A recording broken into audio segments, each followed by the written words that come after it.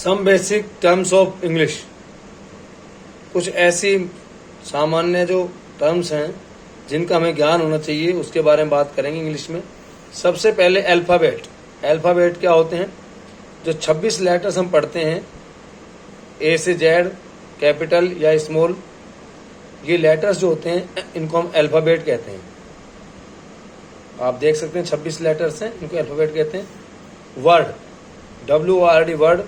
Word का मतलब शब्द, यानी कुछ जब लेटर्स आपस में मिल जाएंगे, कुछ को छोड़ दीजिए जैसे आई, ए, इसके अलावा बाकी जो लेटर्स हैं वो मिल जाते हैं और मिलने के बाद क्या बनाते हैं? शब्द का निर्माण करते हैं जिसका कोई अर्थ निकलता है। जैसे काऊ, ये देखिए COW, 3 आपको यहाँ अल्फ़ाबेट मिल रहे हैं जिनके मिलने से वर्ड का निर्माण हुआ है। सेंटेंस, सेंटेंस का मतलब जब 2 या 2 से अधिक वर्ड मिल जाएं और वर्डों के मिलने से कोई मीनिंग निकलता हो तो उसे सेंटेंस बोलेंगे, यानी ग्रुप ऑफ वर्ड्स जिसका कोई मीनिंग हो। जैसे राम ईट्स ए मैंगो, देखिए आप इसमें words Ram eats a mango, इस प्रकार ये इसमें वर्ड्स हैं। तो आपको देखेंगे अल्फ़ाबेट भी आ सकता है, जैसे अल्फ़ाबेट ए आया हुआ है। तो इस प्रकार इनके मिलने से क्या है? एक सेंटेंस का निर्माण होता है। क्लोज, क्लोज ये भी शब्दों का एक समूह है, वाक्य की तरह ही होता है, एक टुकड़ा की तरह होता है जिसका स्वतंत्र रूप से अर्थ निकलता है, यानी उसको हम पढ़ें तो उसकी मीनिंग निकलती है। जैसे as soon as I reach the office, एक टुकड़ा हो गया, इसमें सब्जेक्ट भी दिया होगा और वर्ब भी दी होगी। इसी प्रकार I did not bring my umbrella when he सा हिज मॉम। ये इस तरह से छोटे छोटे क्लोज हैं, टुकड़े हैं जिनका अर्थ निकल रहा है। ये सेंटेंस की तरह ही है लेकिन छोटे हैं। सेंटेंस का एक पार्ट होगा, इसमें सब्जेक्ट भी होता है और वर्ब भी होती है। सब्जेक्ट मिलेगा, वर्ब मिलेगा। इसके बाद आता है फ्रेज।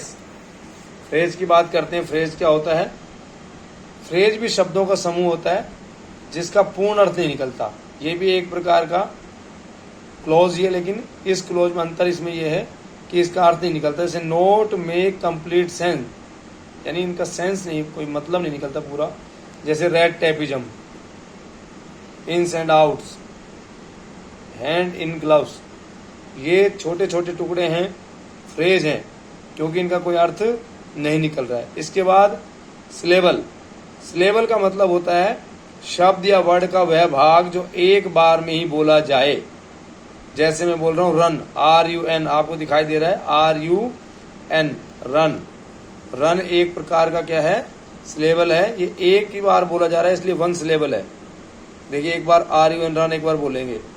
जैसे सिट है, कम, गो, माई, 2 सिलेबल्स। जब उनको हम टुकड़े में अलग अलग बोले, जैसे मन, डे, मन को अलग बोल रहे हैं, डे को अलग बोल रहे हैं, 2 सिलेबल। जैसे 14 हो गया। इसका फादर। इसी प्रकार अगर हम और ज़्यादा छोटे छोटे अलग अलग टुकड़ों में इसको पढ़ें तो ये 3 और मोर हो सकते हैं सिलेबल। जैसे वन डर फुल, 1 अलग, डर अलग, फुल अलग। Beautiful, democracy, impossible. तो ये सब जो है छोटे छोटे हम पढ़ रहे हैं, ये सिलेबल हैं सारे। इन सिलेबल को हम एक बार बोलेंगे तो 1 सिलेबल कहलाएगा वर्ड, 2 बार बोलेंगे तो 2 सिलेबल, और 2 से ज़्यादा बोलेंगे तो ये अनेक सिलेबल कहलाएगा। इस प्रकार ये अर्थ है।